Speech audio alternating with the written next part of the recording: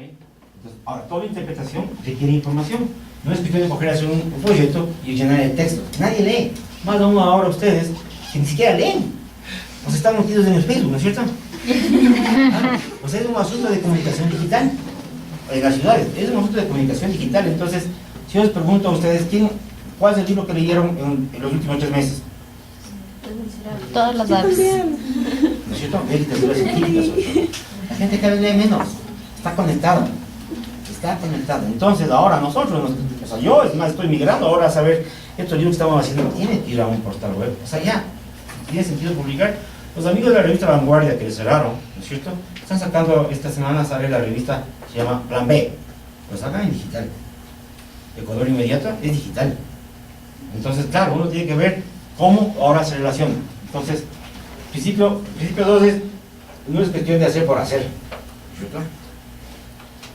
Siguiente. Esto es interesante.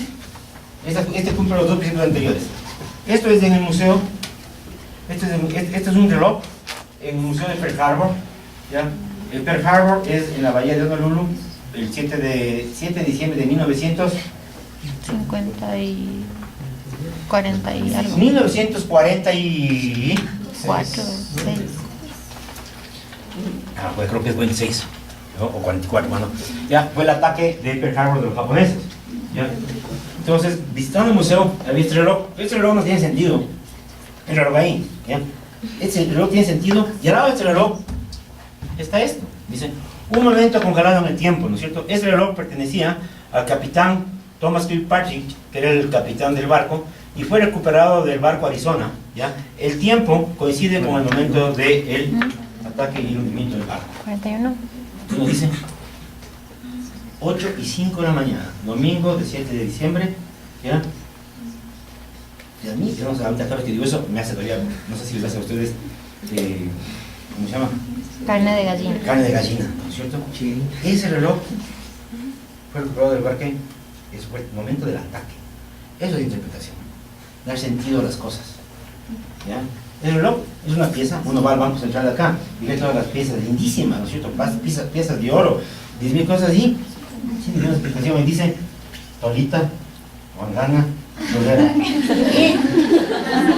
No sirve para, cuando uno ve la pieza Jamacuaque, y uno ve todos los decorados que tiene, yo siempre me he preguntado, estas piezas Jamacuaque son las piezas más lojas que existen, unos tocados, y uno dice, estos panas estaban en otra cosa. Yo siempre he pensado eso. Estaban en otra cosa. Yo ahora estuve el año pasado trabajando en Perú y resulta que hay una planta Vilcabamba, y la planta de la Vilca, del Valle de la Vilca, Vilcabamba. La Vilca es la anándera peregrina, es un alucinógeno, ¿ya? Y resulta que estos panas de Jamacuaque, hay tal cantidad de inhaladores de Vilca, que estos eran chamanes. O sea, yo no sabía, pero yo decía, esto estaba en algo, porque uno cómo puede, claro, y era su conocimiento tan profundo de la naturaleza que plasmaron en sus cerámicas. Exactamente igual que los de Chavín de Bantar. Cuando uno va al Perú, al Chavín, dice, estos panas, o sea, qué locos. ¿En qué estaban? Sí, eran chamanes. Eran chamanes que lo que hicieron es, con estas sustancias psicotrópicas, y poder conectarse con otros mundos, ¿ya? Conectarse con otros mundos y poder descubrir muchos de los conocimientos que nosotros ahora estamos usufructando. Entonces, ahí es cuando tiene sentido. Como yo sí digo, yo sueño con hacer una exposición sobre el Jamacuaque y contar sobre todo el conocimiento ancestral que tenían los Valdivia sobre nuestra biodiversidad. Es impresionante. Nadie sabe. Nadie tiene la menor idea. Entonces, eso no es interpretación. Siguiente. ¿Ya? Pasa nomás, siguiente. Ok, entonces información no es interpretación. La siguiente. ¿Ya? Principio 3. La interpretación es un arte que combina muchas artes para explicar las materias presentadas y cualquier forma de arte es hasta cierto punto enseñada. El mejor ejemplo soy yo. Odiaba hablar en público. Ahora, ya, tanto entrenamiento, tanta jalada de cuadras. ¿Qué quiere decir eso? Que los que no somos comunicadores de naturaleza, los que no, ¿no es cierto? Porque hay gente que puede ser comunicadora. Yo me relaciono mucho mejor, no tanto en el escenario dando charlas o convenciendo. Me encanta, mi hijo lo sabe, estoy trabajando en la casa, creando, estoy planificando. O sea, mi manera de ser creativo es trabajar, es bocetar, es decir, muy bien, ¿cómo viene este sendero? No viene acá. O a veces cuando hacía los centros de interpretación, me iba al parqueadero y con masking trazaba. Y estaba caminando ahí. Y digo, no, por aquí no es la entrada, por acá. Entonces me paso como luego regreso, boceto, digo, no, esa es mi manera que me encanta para ser comunicador, esa es mi manera creativa. Hay otras personas que pueden hacer dramaturgia, el arte, ¿no es cierto? Pintura, escultura, música, ¿ya? Con unos amigos estamos intentando, estoy intentando convencer a una amiga que es directora de cine para hacer una película, ¿ya? Que todavía no, o sea, no sé si vamos a conseguir fondos, pero sé que ningún biólogo va a conseguir denunciar toda la destrucción de los bosques de esmeraldas. O sea, oigan, es increíble. O sea, pasan los gobiernos y esos bosques se siguen destruyendo. Entonces estamos planificando hacer una película marquetera.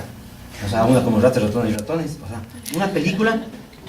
Entonces, claro, digo, bueno, se va a llamar El Último Chanel, se va a llamar, por ahí votar los nombres para buscar fondos para hacer una película que vaya a cartelera, hecho por gente que hace guiones de película con música, ¿ya? Para denunciar todo el tema.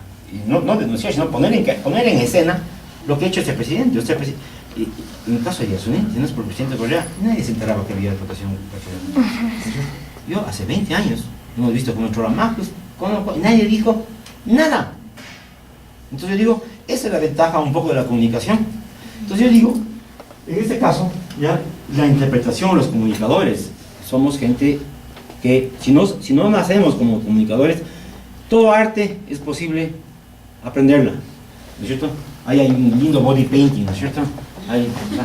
Claro, entonces digo, es una manera como uno puede plasmar el tema de la biodiversidad. Siguiente. Este es el caso, ¿no es cierto? Este es de Juan Pablo. Es una exposición hace muchos años del Quijote, ¿ya? Una exposición del Quijote, aburridísima. Sin embargo, había dos momentos para jóvenes fabulosos. La una, en la cual se sentaba ahí y venía: yo te declaro caballero de la mesa redonda. ¿Ya? Juan Pablo varias veces, yo otra vez. ¿No es cierto? Yo te declaro caballero. Entonces, claro, yo iba a ver una exposición aburrida. Entonces ahí se sentaba, se activaba alguna cosa y se puede decir: yo te declaro caballero. Hizo, pues claro, él, para nosotros es una risa. El guagua. Gustavo era caballero de la mesa redonda. Y después, para variar, entonces, o antes, esto era antes, habría un asunto que deberíamos hacer con murciélagos, ¿no es cierto? Inventarnos, crear algún tipo de cosas. Esto es una cosa, un patrón en cartulina, cortaba y se ponía su, ¿cómo se llama? El yelmo, ¿no es cierto? Entonces cortaba, entonces iba con el yelmo totalmente metido en el tema de caballero. Oigan, eso es comunicación, ¿ya? Esto es ¿dónde es eso?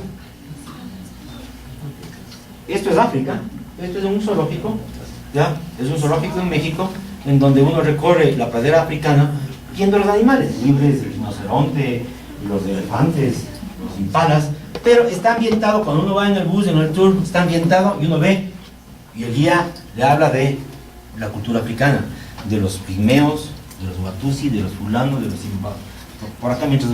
Entonces, eso es arte, es recreación, ¿ya? Y claro, ahorita, entonces, interpretación es un arte. Esa es la razón por la cual yo les abandoné a ustedes, biólogos, ¿ya? Y me conecté con este principio. Cuando yo dije, ya en Estados Unidos, yo dije, el doctor Arcos no tenía razón, ¿ya? Yo me conecté con la interpretación cuando dije, yo he sido un intérprete. Porque aquí armábamos unas campañas con el Lucho Coloma para el tema de la protección de cascatotoras. Entonces organizamos una campaña para el tema de, hicimos stickers, hicimos camisetas, hicimos una estrategia de comunicación para que se declare cascatotoras desde aquí de la Católica como bosque protector. Sí, yo lo hacía eso porque me encantaba. Resulta que hay gente que es PhD, triple PhD, haciendo lo mismo, ¿ya? Entonces digo, ok, por el arte estoy en el tema de comunicación. Principio 4, ¿ya? Esto es interesante. La interpretación persigue provocar, no persigue instruir.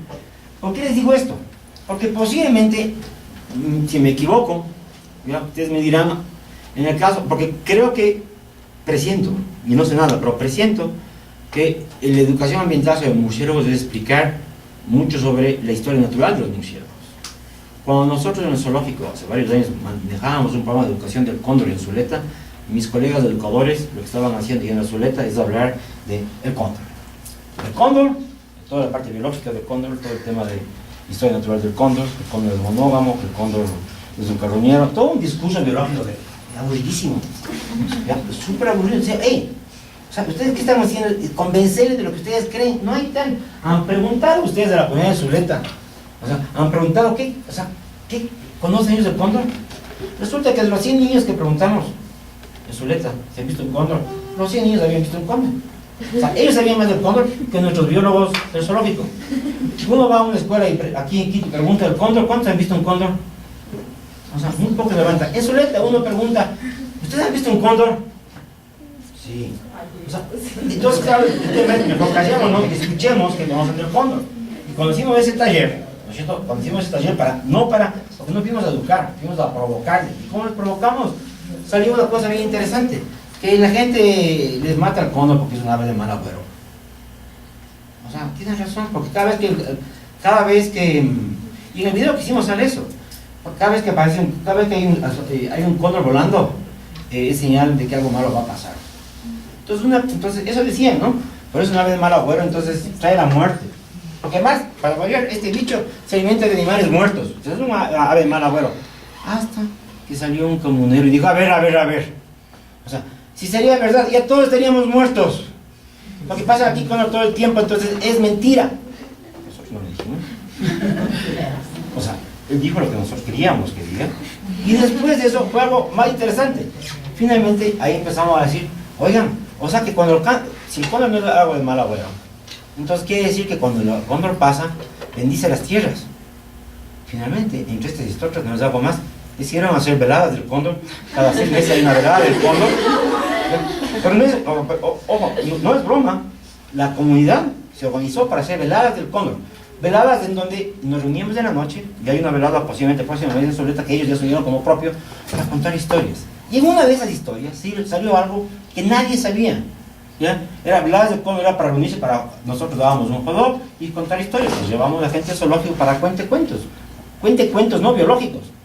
¿Ya? Cuente cuentos de lo que sea, ¿ya?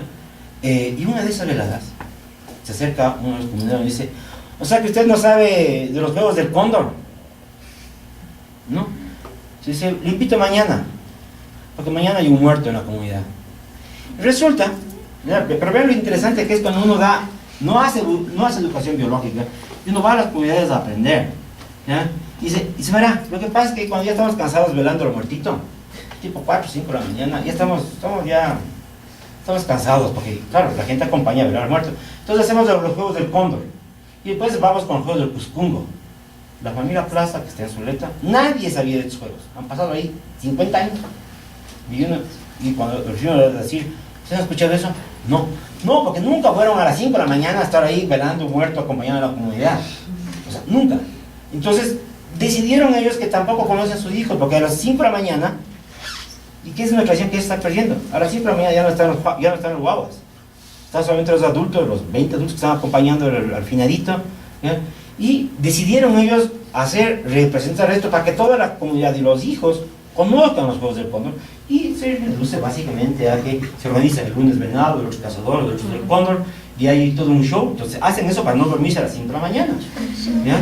Y nadie quiere ser cóndor, nadie quiere ser ganado, porque consiste en que le ponen a una persona que hace de vaca muerta, de vaca, y viene el cóndor que se disfraza de cóndor, y el cóndor viene y se pone un gancho como cóndor, entonces el punto es reírse. Entonces a las 5 de la mañana, y eso filmamos, está dando durísimo, ¿no? El que está ahí de vaca está, ¡ay! Y entonces hasta que vienen los cazadores, es toda una cosa impresionante.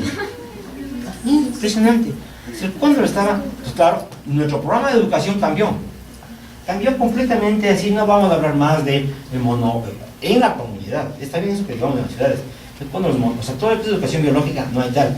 Y ahora el programa un poco está el de recuperar a través del cóndor, recuperar todo lo que son tradiciones y cultura de ellos. Pero ahora uno va a Zuleta y la gente está felicísima, porque el cóndor les va a dar plata. ¿En qué sentido? La gente se está planificando un centro de educación sobre el cóndor, la gente va a ir allá para ver el Museo del Cóndor, se va a estar planificando un sendero del bosque andino. Entonces la gente, ¿cuál es el discurso de la gente sobre ahora? El cóndor es el mensajero, salió de ellos. Dijeron, entonces hagamos un asunto, el cóndor es nuestro mensajero de las cosechas, es el mensajero del sol y de la lluvia. Nosotros, gracias, ustedes lo dijeron. ¿Ya? Y finalmente ya estamos quitando toda esa cosa de que el cóndor es mal agüero, que trae la muerte. ¿Ya? A raíz de cuestionar el tema de que no vamos allá a hacer educación, no vamos ya a instruir sobre en una comunidad. ¿Ya? Yo digo, habrá que ver cómo esto se puede aplicar para el tema de murciélagos. Siguiente. Se pasa nomás. ¿Ya?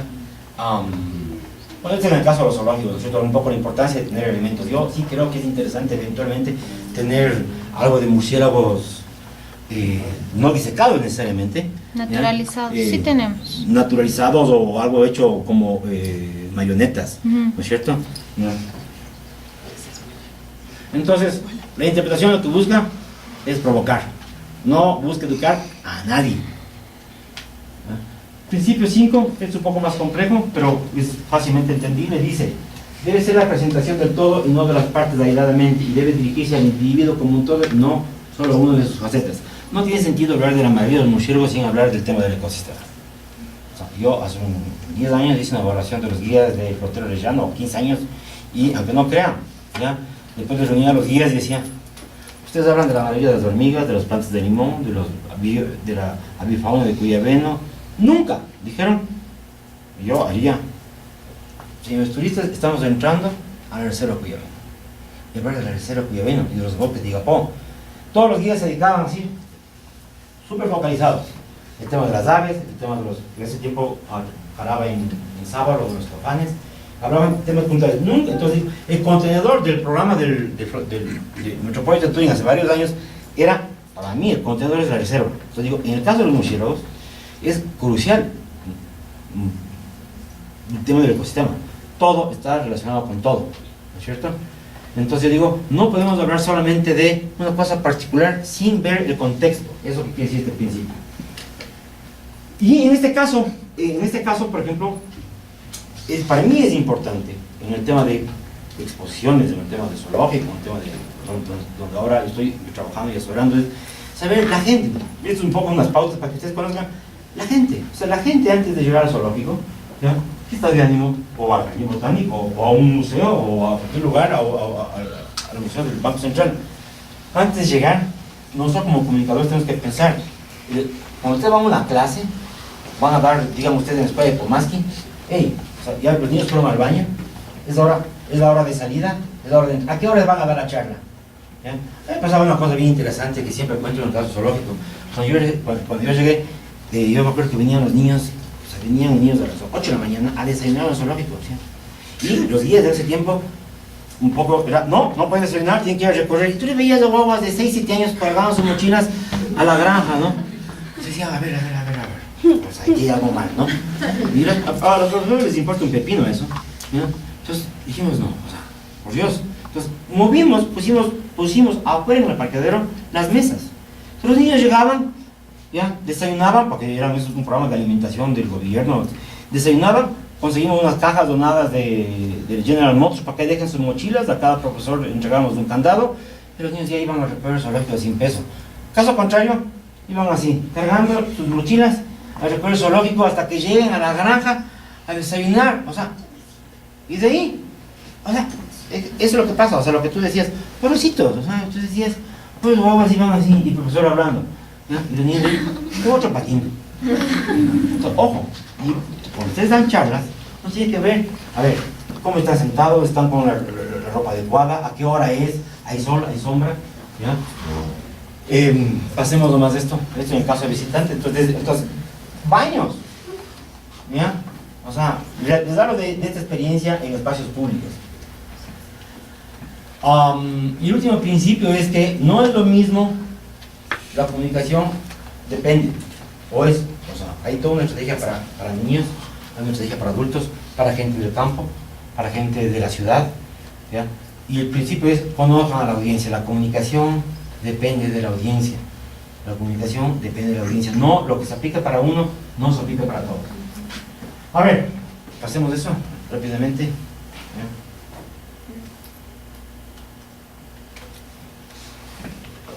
Si no, no se puede ver los videos. A ver, ahí vamos a dejar para hacer algo.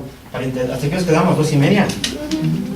A ver, yo tengo previsto de hacer algunos juegos, pero el tema es, ¿podríamos hacerlos de la cancha? Está abierta, yo creo que sí, pero si es que está cerrada podemos ir al parque central. Es que sí nos va a demorar por lo menos unos 45 minutos. Entonces la pregunta es, ¿no hay problema cuando pasemos un rato de tiempo? ¿No? Ok. A ver, eso uno. La otra. ¿Dudas? ¿Preguntas?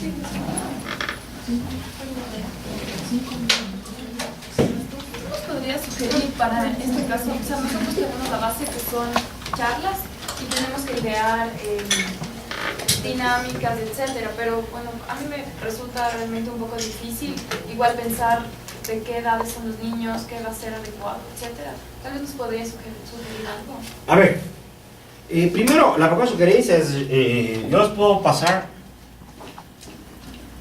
a ver, yo a todos ustedes les voy a dar, les voy a entregar a Alejandro o a Santiago. Yo hice hace varios años una cosa que algún día terminaré de sacar un libro de interpretación, pero está hecho en digital. Es una guía que se llama Todo lo que un guía de Galápagos debe saber para contar historias, ¿no? Es lo mismo que esto hice para el, ya no me acuerdo para quién hice, pero está en digital. Era como la San Francisco para los guías de Galápagos, para la preparación de guías. Y ahí hay un capítulo que habla sobre el tema de Piaget, ¿ya? Entonces, lo mejor que pueden hacer ustedes es leer un poco. Esta manual de interpretación que les voy a dar a ustedes para que circulen, ustedes pueden leer ahí. Ahí están sus principios.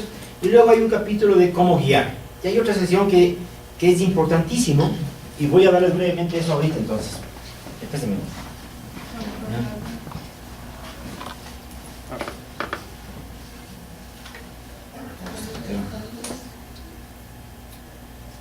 A ver, la mejor comunicación, lo que tú quieres hacer, nosotros debemos tomar en cuenta, en este caso, nuestros recursos son los murciélagos.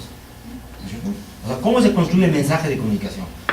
Este es mi recurso, yo puedo, o puede ser Yasuní, en este caso son murciélagos, ¿no es cierto? ¿Ya? ¿Quién es mi audiencia? ¿Ya? ¿Quién es mi audiencia? En función de esas dos variables, yo decido el medio a utilizar. ¿Ya? Y en función de las tres variables, aquí está mi mensaje.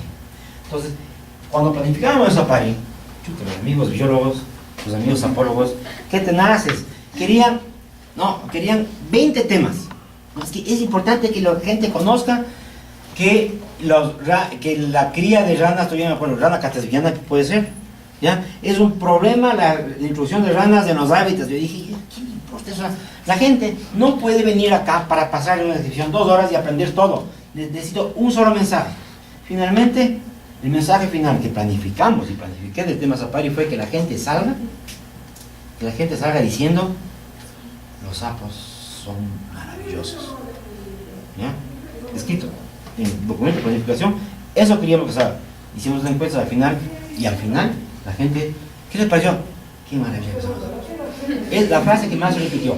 Entonces, ¿cuál es tu nombre? Gabriela. Lo primero que uno va a dar una charla es planifiquen ustedes qué quieren ustedes que la gente sienta, no conozca. Pero cuando ustedes acaben sus charlas, digan: muy bien, esta charla yo voy a hacer A, B, C, D cosas. ¿Qué quiero al final? Que la gente sienta, no que sepa. ¿Ya? Yo quisiera que la gente sienta admiración. Porque si vamos por otro lado, yo quisiera que la gente sepa la diversidad. Eso es lata. O sea, olvídense de eso. O sea, la gente esté en otro patín. Solamente nosotros como biólogos estamos preocupados de los 167 especies de murciélagos, de los cuales todo el discurso de alfa biodiversidad, beta biodiversidad, olvídense de eso. Eso no sirve para la gente común y corriente. Entonces digo, ok, si yo quiero que la gente salga encantada o que la gente se compare y diga: ¿para qué me sirve mi nariz y mi nariz de los murciélagos? Tengo la misma idea. Pero en función de eso, yo planifico los temas de mi charla. ¿Ya? Entonces, digo esto porque ¿quiénes son? ¿De dónde vienen? ¿Qué les interesa? ¿Por qué vienen? ¿No es cierto? ¿Quiénes son la audiencia? ¿Ok?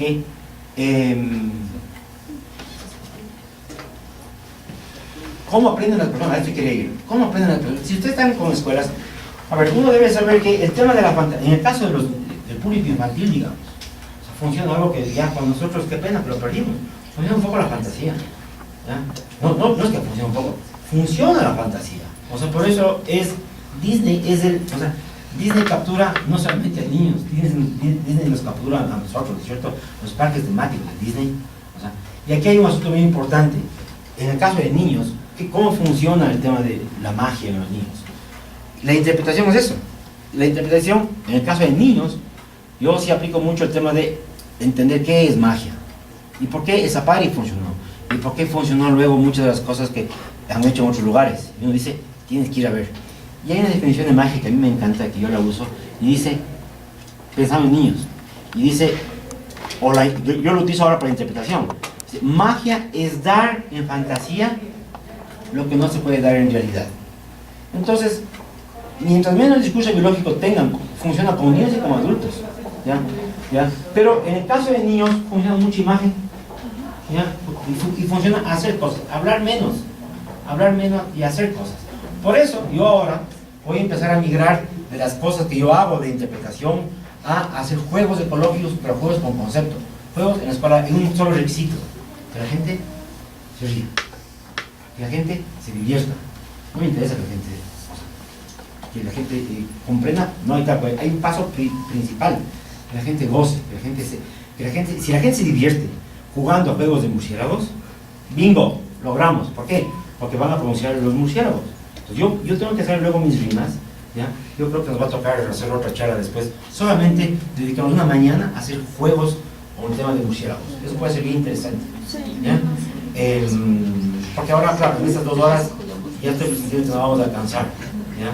Entonces yo digo, ¿hacemos eso? Sí, podemos quedar en un día y pedir ya desde el lunes la cancha. Sí, podríamos hacer eso, porque ahorita yo sé que podemos hacer 1, 2, pero estamos 30, movilizarnos, solamente movilizarnos nos va a demorar 10 minutos y después ya nos vamos. Entonces yo diría, cambio el enfoque, terminamos viendo un poco más de esto, después contar un poco más de experiencias y planificamos una mañana entera solamente para hacer juegos. ¿No? Si les parece, quedamos en una fecha, sí, porque de una si vez. no va a ser chicha y limonada esto. Entonces, ¿estamos de acuerdo en eso? Definimos, y una mañana entera nos dedicamos desde las 7 de la mañana hasta las 2 del día